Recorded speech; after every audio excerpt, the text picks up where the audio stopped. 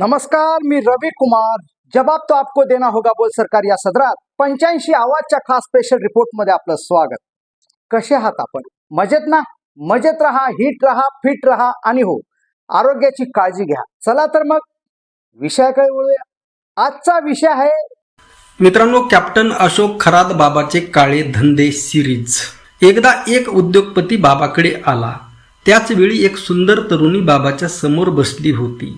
दोघांच्या गप्पा सुरू असताना उद्योगपती टपकला, परंतु हा मोठा बकरा असल्याने बाबाने त्याचं स्वागत करून त्याला देखण्या तरुणीच्या बाजूला बसवलं.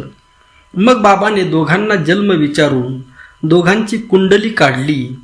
कुंडली पाहून बाबाच्या चेहऱ्यावर हास्य चमकलं. बाबा त्यांना म्हणाला, वा वा वा, तुमच्या कुंडलीत कोणताही दोष नाही. तुमचे 36 पैकी 32 गुण जुळतात, कोणताही दोष नाही. उलट कुंडलीत बलस्थाने आहेत. तुमचा जर भविष्यात सुसंवाद घडून आला तर भावनिक बंध तयार होतील. मला अंतर्ज्ञानाने सगळं कळलेलं आहे. तुम्ही दोघं एकत्र आल्यास दुधात साखर पडेल. हे ऐकून दोघंही चाट पडले. मुख्य म्हणजे ते दोघे एकमेकांना ओळखतही नव्हते. बाबाने त्यांचा सुयोग घडवून आणला. दोघांनी एकमेकांचे मोबाईल नंबर घेतले. बोलचाल सुरू झाली. पॉश हॉटेलमध्ये गाठीबिटी वाढल्या. या गोष्टीला 6 महिने झाले. एक दिवस बाबाने त्या उद्योगपतीला फोन केला की ती तरुणी तुमच्यापासून गर्भवती आहे. तुमची उगाच बदनामी होईल. हे सगळं टाळण्यासाठी तुम्ही मला 20 कोटी रुपये द्या. उद्योगपतीने पायावर कुऱ्हाड मारून घेतली होती. नाईलाजाने त्याने बाबाला 20 कोटी दिले.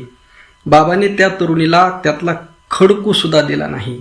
सरकारी दवाखान्यामध्ये जाऊन साफ करण्याचा सल्ला दिला. अशा पद्धतीने लुचाट धंदे करून बाबाने करोडोची माया जमवली. परदेशामध्ये बंगला घेतला.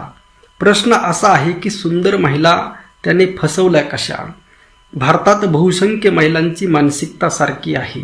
देवधर्म, भविष्य यासारख्या कर्मकांडाला त्या लवकर बळी पडतात. प्रत्येक महिलेला काहीतरी समस्या असते. समस्या घेऊन ती बाबाकडे जाते. बाबा कोणीतरी दिव्य पुरुष आहे अशी तिची आधीच धारणा झालेली असते.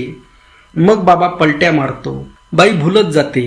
पहिल्या वेळी तो अतिप्रसंग करत नाही. तिला 2-4दा यायला सांगतो. मग तिची मानसिकता ओळखून तिला जाळ्यामध्ये ओढतो. पेढा देऊन गुंगीचं औषध खाऊ घालतो. आणि मग झालेला प्रकार तुझ्या फायद्याचा आहे. मी कृष्ण आणि तू राधा आहेस. कुणाला सांगू नको. सांगितलं तर तुझ्या पतीच्या जीवाला धोका आहे अशी धमकी देऊन तो तिचे तोंड गप्प करायचा. हे सगळं खतरनाक आहे. चाकणकर बाईला सगळं ठाऊक आहे. ती म्हणते मला काहीच ठाऊक नाही, कारण बाबाच्या अनेक जमिनीच्या सातबाऱ्यावर तिचं नाव आहे. आपल्याकडे एक मन आहे. अटकली खुटी तर जाशीन कुटी, तशी या चाकणकर बाईची गत झालेली आहे.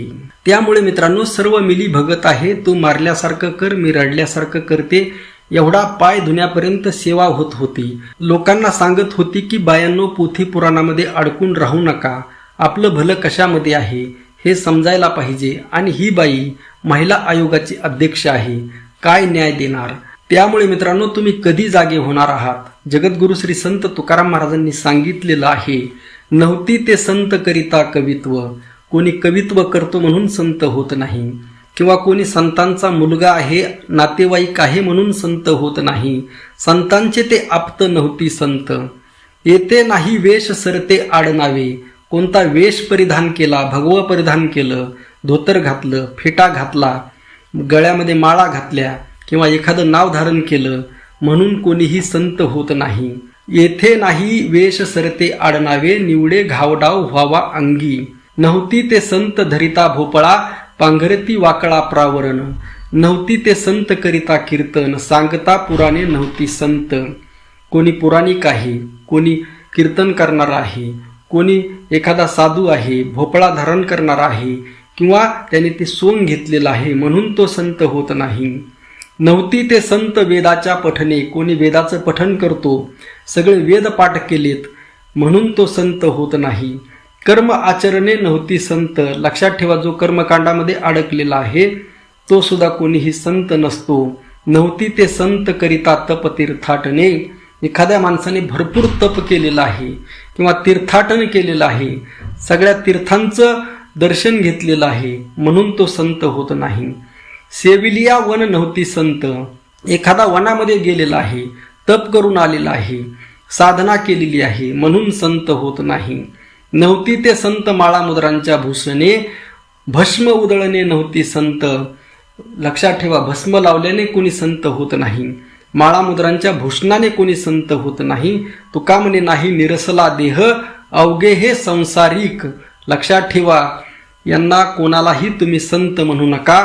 एवढं तुकाराम महाराजांनी सांगितलेलं आहे. जोपर्यंत तुमच्या देहाचं निरसन होत नाही, काम, क्रोध, लोभ, मत्सर, माया यापासून मुक्ती होत नाही, तोपर्यंत कोणीही संत होत नाही. आणि असा एकही माणूस सध्याच्या काळामध्ये पृथ्वी तलावर अस्तित्वात नाही.